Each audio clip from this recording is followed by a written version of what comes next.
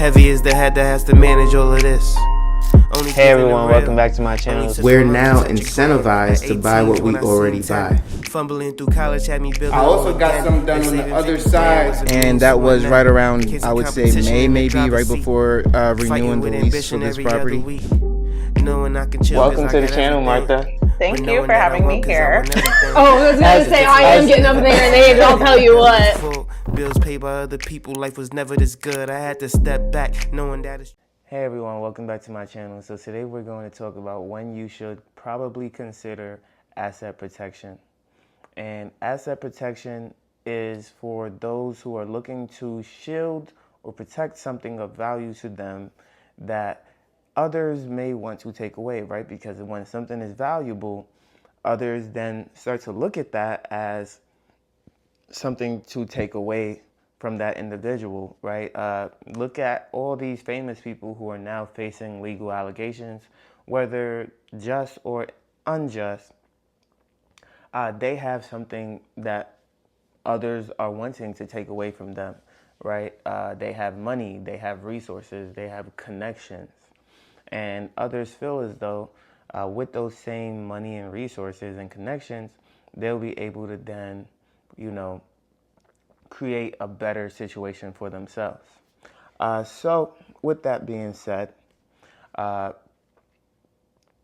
are a lot of offshore places that do asset protections, that you can send your money overseas and have it protected, but a lot of that can be risky unless, again, you have those connections or understand certain offshore accounts that you can use.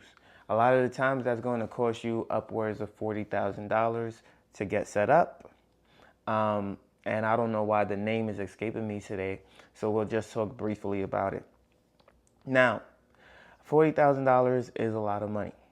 So if you're going to send money overseas so that you can shield it from whether it's tax liabilities, whether it's someone freezing your assets, whether it's someone trying to take your money from you, there are plenty of countries that do not allow for subpoenas or U.S. systems to affect the way that they rule their financial sector.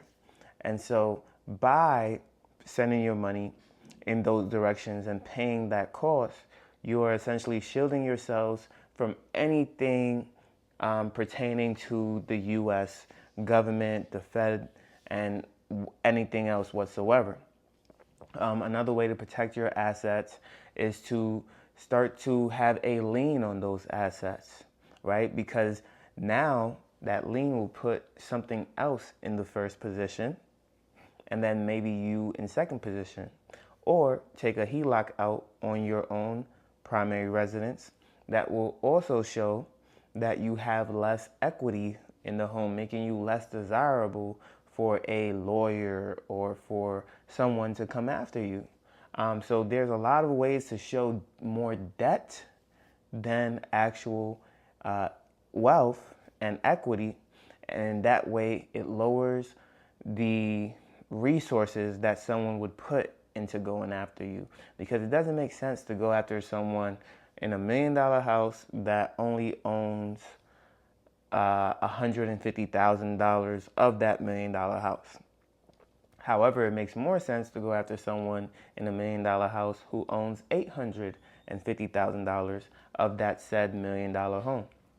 So again, just understanding, the circumstances of that individual based on what they allow you to see is essentially what I'm getting at.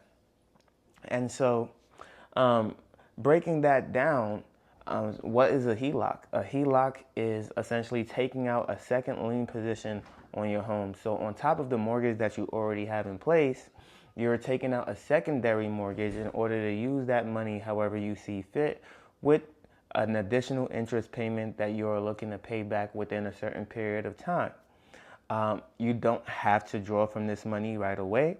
However, it is there should you need it based on the percentage of equity that you have in the home. Now, that is a mouthful, that is a lot, and I completely understand. And this is why I try to make separate videos. However, I do understand that I kind of jam-pack my videos sometimes. And so if you don't really understand something that I just went over, make sure you rewind the video a couple of times so that you're able to get the full understanding of what it is that you're looking for.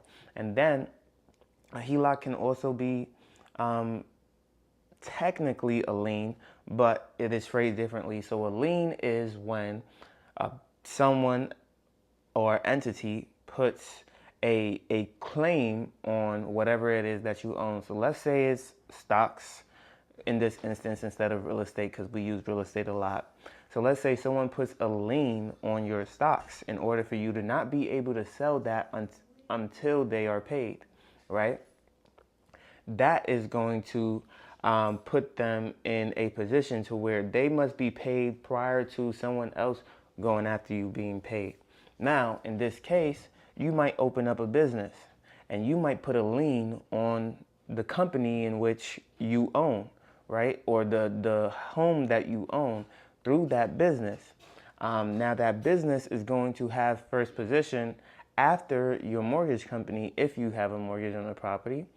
And then the lawyers who are going after you would then be in third position. They probably don't want to go after you once they realize the mortgage company has to be paid first, the business has to be paid first, and then they would then get paid, right? And so at some point you realize that you, the individual, will get paid twice, right? Because they can't take the whole house, right? And after the mortgage company gets paid, you pay yourself through the business, and then the lawyers get paid, and then you get whatever is remaining. So you get paid twice out of that transaction, losing less of your financial resources in the process. Again, another mouthful. But the goal is to not even get sued at all, right? And so then you keep 100% of everything once the mortgage is complete. And that is by putting that second lien on the property through your business name or through another entity that deters any lawyers or anyone from going after you in the first place. And so that was a little quick snapshot into asset protection. Why it's so important? Because we want to pass down generational wealth to our family members. We want to pass down generational wealth to those that we absolutely love or for causes that we actually care about. And so in order to do that, we must understand that people are going to want what we have, regardless of what you have. If you have $10 or $10,000, someone else wants it. I can guarantee you that, okay? And sometimes it doesn't have to be monetary. It can be a property. It can be, I know people who had 10 CDs that they were selling, bootleg CDs back in the day. That was more valuable than $10 in someone's hand, right? Because those were new movies, fresh off advertisement, and people wanted those bad, right? And so some things are worth more than certain monetary gains, certain monetary value. And so you have to start to look at your assets as a whole and start to evaluate where you are in life. And if you want it, somebody else does as well, right? No matter how much you have, whether you have $10,000, whether you have one at home, whether you have a motorcycle, whether you have a car, there are people who are walking, there are people who are taking a bus, there are people who want what you have, okay? And so, again, starting to understand how to protect those assets so that you can invest in the future with more confidence is very important. If you like this video, make sure you leave a like, comment, and subscribe to the channel. You know I post every single day at 8 a.m. daily on YouTube, Rumble, and Spotify for podcasters, and I can't wait to see you on the next one. Peace.